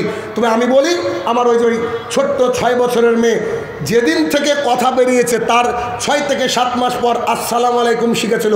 তো এখন পর্যন্ত বাড়িতে যদি 50 বার ঢুকে 50 বার সালাম দেয়। কেন? ওকে বলা আছে যে উইদাউট সেইং সালাম you have no permission to enter your house. সালাম ছাড়া বাড়িতে ঢুকতে পারবে না। এখন আমার বাড়ি এখান থেকে 3 নম্বর রোড লাইট, আর আমার আব্বার বাড়ি এইটা, খালি ওর দাদার বাড়ি যাবে আর আসবে, যাবে আর আসবে।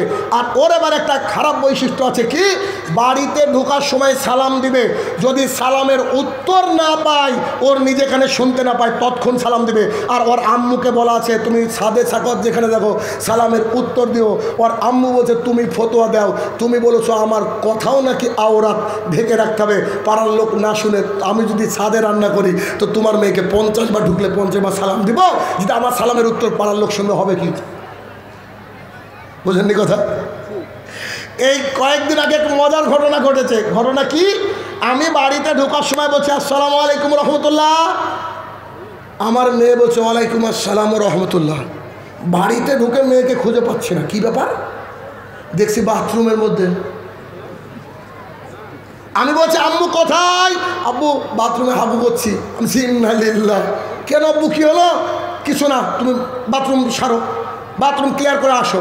বাথরুম থেকে বেরিয়ে এসেছে, আসার পরে বলছে আম্মু বাথরুম করা অবস্থায়, বাথরুমে থাকা অবস্থায় সালাম দেওয়াও যাবে না, নেওয়াও যাবে না। তা আমাকে বলছে দোষকার, একটু খুব পাকা টাইপের। কি বলছে? দোষকার। আমি মানে কই শিখাওনি তো। আমি যে দুঃখিত, I am really very sorry, আমি দুঃখিত, দোষ আমার আম্মু। আচ্ছা আজকে তো বুঝলাম, বলছে ইনশাল্লাহ এরপর থেকে হবে না। বুঝেননি কথা? তাহলে বিষয়টা হচ্ছে সালাম দিলে বারাকা হয়, শুধু বড় বারাকা বাড়ে না। সালাম একটা এমন একটা জিনিস, রাসূল সাল্লাল্লাহু আলাইহি সাল্লাম বলছে তোমরা যদি জান্নাতে যেতে চাও ঈমান লাগবে, আর ঈমানদার হতে গেলে ভালোবাসা লাগবে।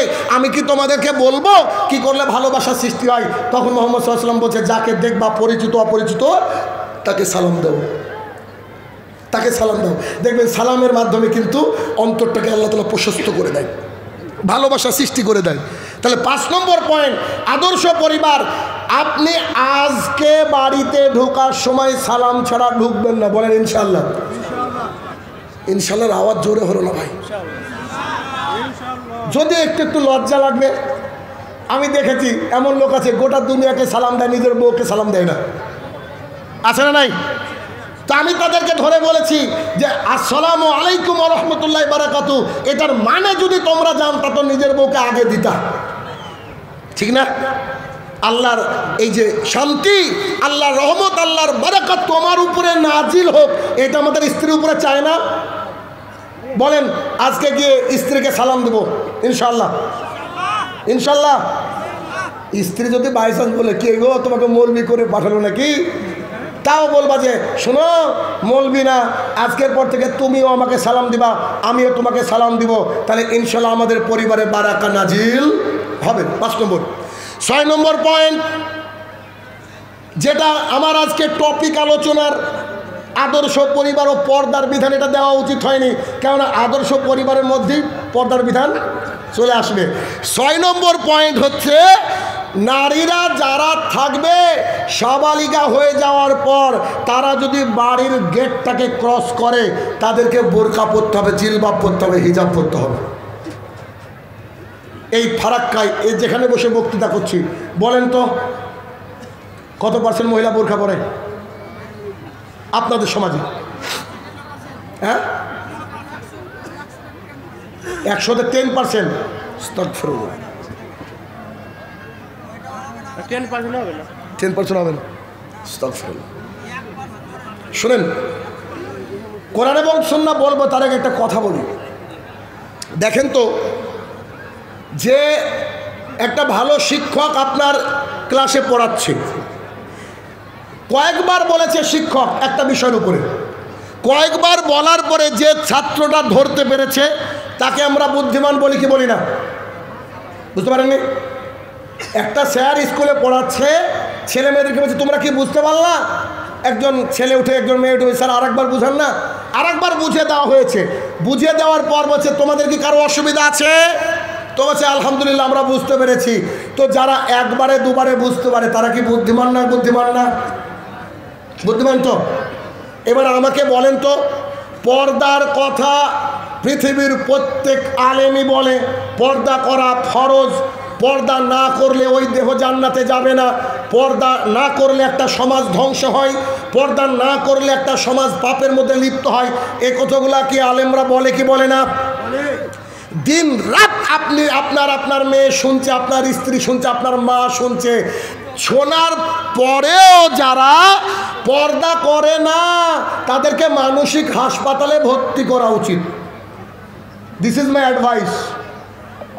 কথা বুঝেননি? এদেরকে মানসিক হসপিটালে ভর্তি করা উচিত। কেন? তাদেরকে ক্লিয়ার কাট বলা হচ্ছে কোরআনে, আল্লাহ তাআলা বলছেন 33 নম্বর সূরা, সূরা আহজাব আয়াত নম্বর 33, আল্লাহ সুবহানাহু ওয়া তাআলা বলছেন, নারীরা তোমরা বাড়ির মধ্যে থাকো, খবরদার জাহালাতের যুগের মতো নিজেকে এক্সপোজ করিও না, দেখিয়ে বেরিও না। বিখ্যাত একজন ব্যক্তিত্ব মিস্টার সালাদিন, তিনি বলছেন, if you want to destroy your society without war food there adultery, তোমরা যদি একটা সমাজকে ধ্বংস করতে চাও যুদ্ধ ছাড়া, তাহলে সেই সমাজে নারীদের পোশাক খুলে নাও। আবু হুরায়রা রাদিয়াল্লাহু তাআলা বলেন, রাসূল সাল্লাল্লাহু আলাইহি সাল্লাম বলেছেন, তোমরা টাকা থেকে বেঁচে থাকো, নারী থেকে বেঁচে থাকো, টাকা থেকে বেঁচে থাকো, নারী থেকে বেঁচে থাকো, টাকা থেকে বেঁচে থাকো, নারী থেকে বেঁচে থাকো। কেন? বনি ইসরাইলদের মধ্যে প্রথম ফিতনা শুরু হয়েছিল নারী দিয়ে। দেখেন গোটা পৃথিবীতে মানুষ আটকে গেছে টাকার কাছে, আটকে গেছে নারীর কাছে, আটকে গেছে টাকার কাছে, আটকে গেছে নারীর কাছে। এরা সামাজিকভাবে পাপ করে, এরা তো পাপে জর্জরিত হয় তাদের শরীর দেখিয়ে জাতিকেও পাপ করায়। একটা মহিলা যদি চুল খুলে পিটপেট খুলে জাতির সামনে দিয়ে হাঁটে, তার দিকে তাকালেও পাপ হয়, তার দিকে তাকালেও জেনা হয়, তার দিকে তাকালেও জেনা হয়, তার দিকে তাকালেও পাপ হয়। দলিল আব্দুল্লাহ ইবনে মাসউদ রাদিয়াল্লাহু তাআলা আনহু বলেন, রাসূল সাল্লাল্লাহু আলাইহি সাল্লাম বলেছেন, ভালো করে শুনুন, আব্দুল্লাহ ইবনে মাসউদ রাদিয়াল্লাহু তাআলা আনহু বলেন, রাসূল সাল্লাল্লাহু আলাইহি সাল্লাম বলেছেন যে কোনো নারী যদি রাস্তা দিয়ে হাঁটে, তারা শয়তানের মুখোশ নিয়ে হাঁটে, শয়তানের মুখোশ নিয়ে হাঁটে। তার মানে প্রত্যেক পুরুষ যে এই পুরুষ নারীদের দিকে তাকায়, আর প্রত্যেক নারীকে তার ভালো লাগে। কথা বোঝা গেল? তাহলে কি? শয়তানের বেশে আসে, শয়তানের বেশে যায়। আব্দুল্লাহ ইবনে মাসউদ রাদিয়াল্লাহু তাআলা আনহু বলেন, রাসূল সাল্লাল্লাহু আলাইহি সাল্লাম বলেছেন, চোখের জেনা চোখ দিয়ে দেখা, কানের জেনা কান দিয়ে শোনা, অন্তরের জেনা অন্তর দিয়ে কল্পনা করা, পায়ের জেনা ওই দিকে ধাবিত হওয়া, হাতের জেনা হাত দিয়ে ধরা। আজকে আপনারা যতজন মানুষ এসেছেন, আমি সহ, রাস্তায় আস্তে আস্তে যদি কোনো সেজে গুজে কোনো নারীকে দেখি, তাহলে কি আমাদের অন্তরে কল্পনা আসবে না? আসবে না? কেউ আছেন আসবেন এরকম? যদি কেউ বলে আমার অন্তরে কল্পনা আসবে না, তো বলবো আপনি যৌনরোগ বিশেষজ্ঞ দেখান। কারণ আল্লাহ তাআলা ফিতনা তৈরি করেছে ভাই আমার, এই জন্য তো তাদেরকে পর্দা করতে বলা হয়েছে, যে পুরুষরা হেফাজত করতে পারবে না, নিজেকে কন্ট্রোল করতে পারবে না, এই জন্য আল্লাহ তাআলা পর্দার বিধান করেছেন। অথচ নারী আজকে সেজে গুজে ঘুরে বেড়াচ্ছে, এরা সমাজটাকে ধ্বংস করছে, জাতিকে ধ্বংস করছে। একজন নারীকে দেখলে বোঝা যায় না যে এ মুসলমানের বাচ্চা নাকি হিন্দুর বাচ্চা। ঈদের দিনে যেভাবে নারীরা ঘুরে বেড়ায়, তাজ্জব হয়ে যায়। আমাদেরও তো পরিবার আছে, কোনোদিন তো তারা বলে না যে চলো আজকে ঈদের দিন একটু ঘুরে নিয়ে আসো। লিপস্টিক দিয়ে চুলগুলাকে শ্যাম্পু করে উড়িয়ে উড়িয়ে জাতির সামনে দিয়ে হাঁটছি, আস্তাগফিরুল্লাহ। আবার বলছে আমরা নাকি শিক্ষিত নারী। কি করে হয় এটা? অতএব ভুল সিদ্ধান্ত। তাহলে কি? পর্দা করাতে হবে আপনার সন্তানদেরকে এখন থেকে। আপনার মেয়ের যখন আপনার 10-11 বছর হয়ে যাবে, অথবা তার শরীরের অবয়ব বুঝে যখন একটু বড় হতে শুরু করবে, তাকে আপনি পর্দা করার নির্দেশ দিবেন। পর্দা করার নির্দেশ যদি দেন, তাহলে আপনার মেয়ে বাঁচবে, পরিবারের লোক বাঁচবে, এবং ওই যে এলাকার যেসব মানুষ আপনার আমার মেয়েকে দেখে জেনা করবে, ওই পাপ থেকে আমরা মুক্ত হব। যদিও আগের বক্তা হাদিসটা বলেছে, তাও আমি আর একবার হাদিসটাকে রিপিট করি, আমার এই অংশের আলোচনার জন্য লাগবে। সেটা কি? আব্দুল্লাহ ইবনে মাসউদ রাদিয়াল্লাহু তাআলা আনহু বলেন, রাসূলুল্লাহ সাল্লাল্লাহু আলাইহি সাল্লাম বলেছেন, সালাসাতুন কাদ হারাম আলাইহিম মিন জান্নাহ, 3 মানুষের জন্য জান্নাতকে হারাম করা হয়েছে। জান্নাত হারাম মানে যাবে কোথায়? জাহান্নামে। এক, মুদমিনুল খামরিন, যারা নিয়মিত নেশাদার দ্রব্য খায় পান করে, তারা জান্নাতে যাবে না। যারা নিয়মিত নেশাদার দ্রব্য খায় পান করে, তারা জান্নাতে যাবে না। আল্লাহ রাসূল সাল্লাল্লাহু আলাইহি ওয়াসাল্লাম বলছেন, 2, রাজুলাতাম মিন নিসাই, পুরুষের বেশধারী নারী জান্নাতে যাবে না। জিন্সের প্যান্ট শিক্ষিত নারী মনে করছে, জিন্সের প্যান্ট টপ পরে বলছে আমি শিক্ষিত নারী, আমি হাইলি এডুকেটেড, আমি নারী, আমি কলকাতা থেকে, এফআরসিএস থেকে, লন্ডন থেকে এই করেছি সেই করেছি, এই কথা বলে জাতির সামনে দিয়ে যায়। এরা কখনো শিক্ষিত নারী হতে পারে? 1450 বছর আগে আল্লাহ রসুল বলেছেন। 3, আর দায়ুস লা ইয়াদখুলুল জান্নাহ, দায়ুস জান্নাতে যাবে না। সাহাবায়ে কেরাম জিজ্ঞাসা করলেন, আল্লাহ রাসূল দায়ুস কি? তখন রাসূল সাল্লাল্লাহু আলাইহি ওয়াসাল্লাম বলছে, আল্লাহ যিকরু ফি হালাল খাবাস, যার বাড়ির মহিলারা বেহায়াপনার মধ্যে লিপ্ত, যার বাড়ির মহিলারা বেহায়াপনার মধ্যে লিপ্ত, যার বাড়িতে দিনরাত গান বাজনা বাজে, যার বাড়ির বউ বিটেরা পর্দা করে না, এরা হচ্ছে দায়ুস। সে যদি মক্কার বুকে সারা জীবন হজ করে, তাকে তার সন্তান অর্থাৎ মেয়ে, স্ত্রী, মা ইত্যাদির কারণে হয়তো আল্লাহ সুবহানাহু ওয়া তাআলা জাহান্নাম দিতেও পারে। কত বড় কঠিন না? আমি ইবাদত করি, আমি আল্লাহকে ভালোবাসি, আল্লাহ রসুলকে ভালোবাসি, অথচ আমাকে নাকি দায়ুসের কাতারে ফেলে দেওয়া হলো। তাহলে পরিস্থিতি কত ভয়াবহ। যদিও এই হাদিস আপনারা জেনেছেন, আবারও আপনাদের সামনে আবার পেশ করি। আব্দুল্লাহ ইবনে উমর রাদিয়াল্লাহু তাআলা আনহু বলেন, রাসূল সাল্লাল্লাহু আলাইহি ওয়াসাল্লাম বলেছেন যে প্রত্যেকে রাখাল, আর প্রত্যেক রাখালকে তার সাথে যারা আছে তার সম্পর্কে জিজ্ঞাসা করা হবে কিয়ামতের মাঠে। আমাকে আমার মেয়ে, আমাকে আমার স্ত্রী, আমাকে আমার সন্তান সম্পর্কে জিজ্ঞাসা করা হবে, আমাকে আমার আব্বাকে, আমার আম্মা, আমার বোন, আমার ভাই এবং আমার সম্পর্কে আমার আব্বাকে কিয়ামতের মাঠে জিজ্ঞাসা করা হবে। এই জন্য ভাইয়েরা আমার, নিজের কলিজার টুকরা যদি মেয়ে হয়, সেই মেয়েকে কি করবেন? ঢেকে রাখবেন, সেই মেয়েকে ঢেকে রাখবেন। আমি যাওয়ার পরে নেটে সার্চ দিবেন, একটা মহিলার নাম হচ্ছে তাওয়াক্কুল, খুব বিখ্যাত একজন মহিলা। তার দেশে তিনি প্রথম হিজাব পরেছেন, পুরো শরীরকে ঢেকেছেন। এত বড় একজন বিখ্যাত ব্যক্তিত্ব, তাকে জার্নালিস্ট যারা আছে, সাংবাদিক, তারা প্রশ্ন করছে যে আপনি আপনার পুরো শরীরকে ঢেকেছেন কেন? তো তিনি একটা দারুণ উত্তর দিয়েছেন, আমার খুব ভালো লেগেছে। আমি বাংলায় বলছি উত্তরটা। তো তিনি বলছেন, এমন একটা জামানা ছিল মানুষের বিবেক বুদ্ধি ছিল না, তাই মানুষ গাছের পাতা দিয়ে লজ্জাস্থান ঢেকেছে। ইতিহাস ইতিহাস চলে যান, বুঝতে পারছেন, 3-4 ইতিহাস পড়েছেন। তারপরে একটু বুদ্ধি হলো, গাছের ছাল দিয়ে ঢাকলো। আর একটু বুদ্ধি হলো, পশুর চামড়া দিয়ে ঢাকলো। আর একটু বুদ্ধি হলো, মানুষ কাপড় তৈরি করলো। তো তিনি তাওয়াক্কুল বলছেন, আমি এমন একটা জামানায় জন্মগ্রহণ করেছি, আমরা চেয়ে সর্বোচ্চ বুদ্ধিমান, এই জন্য আমি আমার গোটা শরীরকে ঢেকে নিয়েছি। তার মানে তিনি কীভাবে অপমান করলেন? তিনি বোঝাতে চাইলেন, যারা এখনও তাদের শরীরকে খুলে চলে, তারা এখনও বুদ্ধিমান হতে পারেনি, ওরা আদিম জামানায় আছে। অথচ তারা নিজেকে কি মনে করে বলেন? খুব শিক্ষিত মনে করে, কি করে না? খুব শিক্ষিতা মনে করে। আস্তাগফিরুল্লাহ ওয়া আতুবু ইলাইহি। ভাইরা আমার, দুনিয়ার বুকে যতদিন আছি আমরা, এই সময়টার মধ্যে আমরা নেকি অর্জন করব। নেকি অর্জন করতে হবে। আমাদের মায়েদেরকে তার শরীরের মূল্য বোঝাতে হবে। একটা হাদিসই যথেষ্ট শরীরের মূল্য বোঝানোর জন্য। দেখেন তো হাদিসটা। তার আগে বলেন, এই যে এনটিপিসি মোড়, এনটিপিসি মোড়ের কাছে 1 কাঠা জমির দাম কত? 10 লাখ। ধুলিয়ান প্রপার বাজারে, ঝাড়খণ্ডের ঢোকার রাস্তায় আমি শুনেছি 20 লাখ। আচ্ছা, কলকাতার বুকে কয়েক কোটি, দিল্লির বুকে হয়তো মিলিয়ন। এখন গোটা পৃথিবীতে যত জমি আছে দাম আমাদের ক্যালকুলেটর কাজ করবে না, তাই তো? এবার হাদিস শুনেন। আবু হুরায়রা রাদিয়াল্লাহু তাআলা আনহু বলেন, রাসূল সাল্লাল্লাহু আলাইহি সাল্লাম বলেছেন, গোটা পৃথিবীটা সম্পদ। সম্পদ নয়? আজকে যার উপরে বসে বক্তৃতা করছে তিনিও হয়তো 20,000 টাকা নিয়েছেন, এটা সম্পদ না? রাসূল সাল্লাল্লাহু আলাইহি সাল্লাম বলেন, গোটা পৃথিবীটা সম্পদ। তার মধ্যে সবচেয়ে দামি সম্পদের 1 নম্বর সম্পদ হচ্ছে আলমারাতুস সলিহা, নেককার বউ। আমি যদি এই মোবাইলটা দিয়ে বলি এটা একটা সোনার টুকরো, এটার দাম হচ্ছে 5 লাখ টাকা, এই মোবাইলটাকে কেউ উঠানে ফেলে রাখবেন? কোথায় রাখবেন? একেবারে লকারে। আল্লাহি ফারাক্কার মানুষ। ভাইয়ের আমার, যদি আপনি আপনার স্ত্রীর মূল্য বুঝতেন, তোকে লোহার পোশাক করে দিতেন। আমি বলছি না বাড়িতেও বোরকা পরে থাক না। আমি মহিলাদেরকে বলি, বর্তমান বিশ্বের বেশিরভাগ মহিলাদের জন্য পুরুষরা পরকীয়ায় লিপ্ত। কথা করা তবু সত্য। কি এমন একটা নাইটি পরেছে স্বাধীনতার আগে কাঁচা, বাড়িতে ঢুকলে নাকি তাকে দেখলে জান শান্তি হয়ে যাবে। আর বাজারে একদিন 10 মিনিটের জন্য গিয়েছে, সুন্দর শাড়ি বের করেছে, পোশাক বের করেছে, আর বাড়িতে কি স্বাধীনতার আগের নাইটি। কেন ভাই? কেন বোন? আপনি কি করবেন? আপনার স্বামী বাইরে গেলেই আপনি সুন্দর পোশাকটা পরে স্বামীর জন্য রেডি হয়ে থাকবেন, যেন আপনাকে দেখে এসে 1 কোটি টাকা লস হলে বলে তো মাশাআল্লাহ।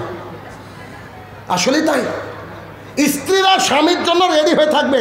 এটা কি আপনার আমার মুখের কথা না? দেখেন আম্মা জান আয়েশা রাদিয়াল্লাহু তাআলা আনহা বলেন, আল্লাহ রাসূল সাল্লাল্লাহু আলাইহি ওয়াসাল্লাম যখন যুদ্ধে যেতেন, যুদ্ধ থেকে ফিরতেন, আমরা বুঝতে পারতাম ফিরে আসছে, আমি আয়েশা সুন্দর করে সেজে বসে থাকতাম। মাইমুনা রাদিয়াল্লাহু তাআলা আনহা বলেন, মুহাম্মদ সাল্লাল্লাহু আলাইহি ওয়াসাল্লাম যেদিন আমার ঘরে আসতেন, আমি সুন্দর করে সেজে বসে থাকতাম। তাহলে কি একজন নারী তার পুরুষের জন্য সাজবে? আমাদের সমাজ একেবারে উল্টো। কি বিয়ে বাড়িতে গিয়েছে সুন্দর শাড়ি পরে, আর বাড়িতে থাকে সবচেয়ে খারাপ শাড়ি পরে। অতএব নারীকে বলতে হবে, তোমাকে আমি পোশাক কিনে দিয়েছি, তুমি সুন্দর সুন্দর পোশাক পরে আমার সামনে থাকো। যদি চাও তো তুমি টপ পরো, আপত্তি নাই। কোথায়? বাড়ির মধ্যে। তুমি যদি মনে করো যে বাজারে একান্তই যেতে হবে, you have to cover yourself properly, তোমাকে পুরো শরীরটাকে ঢেকে নিতে হবে। তুমি পৃথিবীর সবচেয়ে দামি সম্পদ। আমি মোহরানা দিয়ে, আমি খেতে দিয়ে, আমি তেল জল দিই, আমি তোমাকে টাকা দিয়ে একেবারে গোটা পৃথিবীর মধ্যে সুখে রাখার চেষ্টা করছি। তুমি আমার এমন নারী, পৃথিবীর সবচেয়ে দামি। তুমি বাইরে যাবা, তুমি বোরখা ছাড়া যাবা কেন? শেখ নাসিরউদ্দিন আলবানী রহমতুল্লাহ আলাইহি তিনি তার শেষ বয়সে এসে বলছে, আমি আমার উপরে সবচেয়ে বড় ফিতনা মনে করি নারী ফিতনা। বিশ্বাস করেন, পুরুষের জন্য এর চেয়ে বড় ফিতনা আর আল্লাহর জমিনে নাই। আরে নাবিকে পর্যন্ত ফাঁসানোর চেষ্টা করেছে মিশরের ওই সামগ্রী, মনে পড়ে না আপনার কথা? আপনি চিন্তা করে দেখেন, নাবিকে তারা ছাড়েনি, তাহলে আপনাকে আমাকে কি করে ছাড়বে মহিলারা? অতএব ভাইয়ের আমার, আরও একটা হাদিস শুনেন।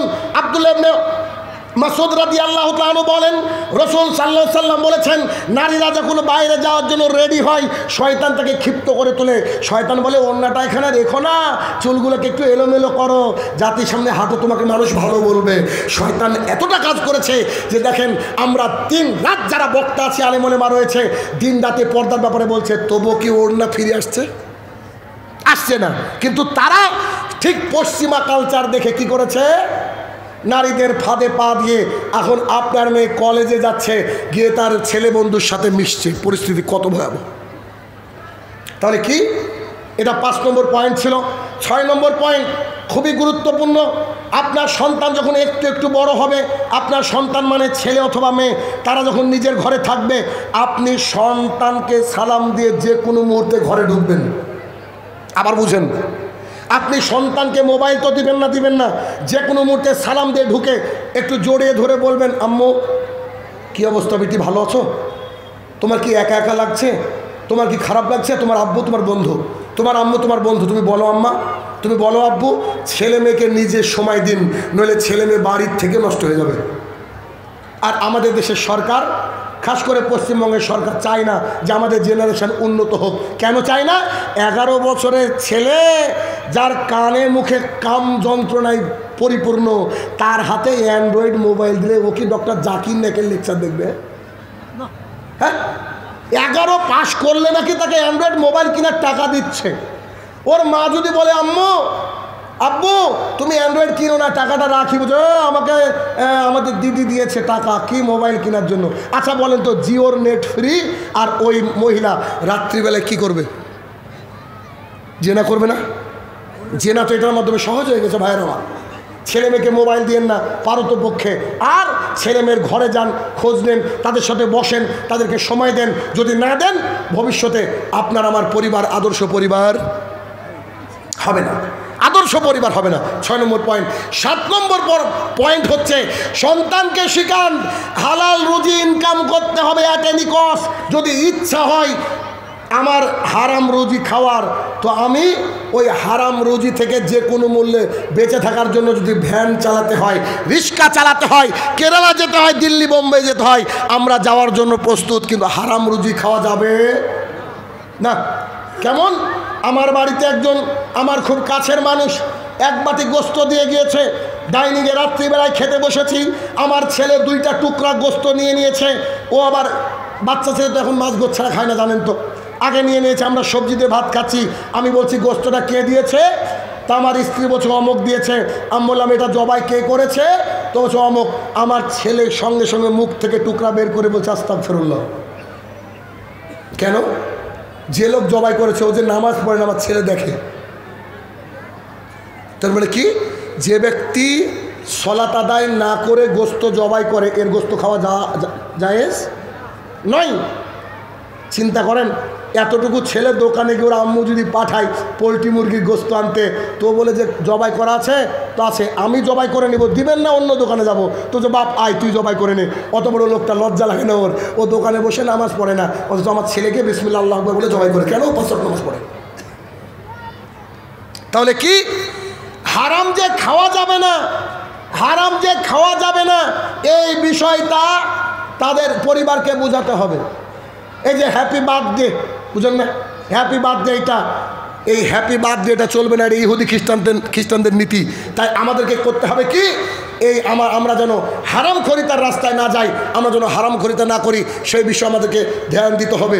সর্বোপরি আলোচনার শেষের দিকে এসে যতটুকু আপনাদেরকে বোঝাতে চাইছি বা বলতে চাইছি, ভাইয়ের আমার, পৃথিবীর বুকে যতদিন আছেন, পৃথিবীর বুকে যতদিন আছেন, যদি সন্তান সুসন্তান তৈরি করে না যান, আপনার কবরটা হবে বিভীষিকাময়।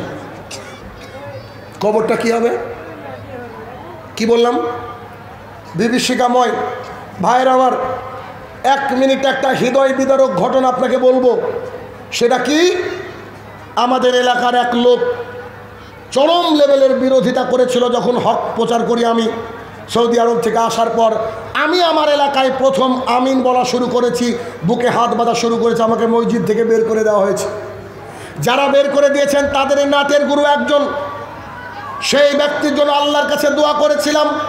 সেই ব্যক্তি হেদায়েত পেয়েছিলেন, তাহাজ্জুদের সালাত আদায় করতেন।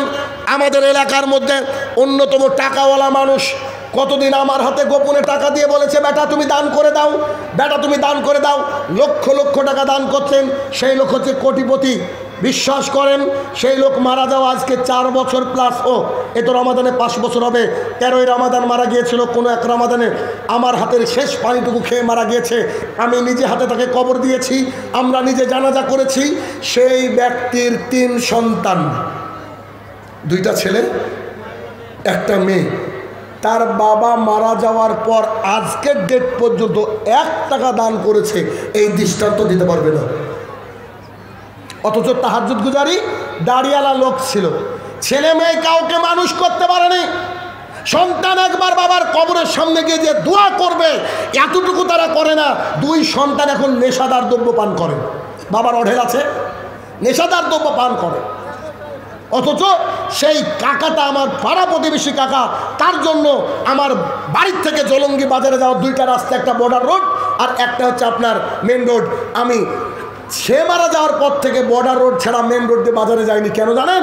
তার কবরটা পার হওয়ার সময় তার জন্য দোয়া করবে এই জন্য। ভাইরা আমার, সন্তানকে তৈরি করে যান। সন্তান এখন 98% সন্তান তার মা বাবাকে দেখে না, অতএব ক্রেডিট কার্ড বানিয়েন না। সন্তানকে খালি এইটুকু শেখান, বেটা সবসময় নামাজের মধ্যে পড়বা, রাব্বির হামহুমা কামা রাব্বায়ানি সগীরা। বাস, আমি যদি মারা যায় বেটা, একবার তুমি 2 হাত আল্লাহর দরবারে তুলে, আল্লাহর দিকে 2 হাত তুলে আমার কবরের সামনে দাঁড়িয়ে একটু কান্না করো বেটা। আমার কবরে যদি আল্লাহ তাআলার ফেরেশতারা আযাবের মশগুল থাকে, তো আল্লাহ সুবহানাহু ওয়া তাআলা যেন আমাকে আযাব থেকে উদ্ধার করে, তার জন্য দোয়া করো। তাহলে আপনি আপনার সন্তানকে তৈরি করতে গেলে এভাবেই তৈরি করতে হবে। এভাবেই যদি আদর্শ পরিবার আপনি গঠন করতে পারেন, তাহলে সমাজ উন্নততর জায়গায় যাবে, নইলে সমাজ উন্নততর জায়গায় যাবে না। আশা করছি বুঝতে পেরেছেন। আমার টাইম শেষ, কারণ আমি হচ্ছি সেই মানুষ আজ পর্যন্ত কোনো টপিকের উপরে ছাড়া আলোচনা করতে পারি না। যে টপিক দিয়ে দেওয়া হয় ওই টপিকে আমার আলোচনা হয়। কমিটি না দিলেও আমি একটা টপিক বানিয়ে নিই। যেমন কালকে আপনার চাচলে প্রোগ্রাম, ওরা টপিক দেয়নি, আমাকে বানাতে হবে। কথা বুঝেন? 1 2 নম্বর পয়েন্ট, আমাকে যদি বলেন 30 মিনিট আলোচনা করেন, আমি 88 ছাড়া মানুষ, বুঝেননি? আমি এরকম, আমি সময়কে এক্সিট করি না। হে আমার প্রতিপালক, এতক্ষণ যা বললাম মাবুদ, শুধুমাত্র আমার এই ভাই আমাদের নিজেরকে শুধরানোর জন্য আল্লাহ এই সব থেকে আমরা যেন উপকার লাভ করতে পারি, আল্লাহ তুমি সেই তৌফিক আদা করো, আল্লাহুম্মা আমিন। হে আমার প্রতিপালক, আমরা প্রত্যেকে যেন এক একটা আদর্শ পরিবার তৈরি করে তারপরে মৃত্যুবরণ করতে পারি, আল্লাহ তুমি সেই তৌফিক আদা করো, আল্লাহুম্মা আমিন। হে আমার প্রতিপালক, আমাদের সন্তান সন্ততিকে দিনের পথে আসার তৌফিক আদা করো, আল্লাহুম্মা আমিন। হে আমার প্রতিপালক, আমাদের স্ত্রী মেয়েদেরকে যেন বোরখা পরাতে পারি, আল্লাহ তুমি সেই তৌফিক আদা করো, আল্লাহুম্মা আমিন। হে আমার প্রতিপালক, যারা কবরের তলে সাহিত্য জানি না কি হালে রয়েছে, তারা যদি ক্ষমার যোগ্য হয়, আল্লাহ তাকে তুমি ক্ষমা দান করো, আল্লাহুম্মা আমিন। আসসালামু আলাইকুম ওয়া রাহমাতুল্লাহি ওয়া বারাকাতুহু।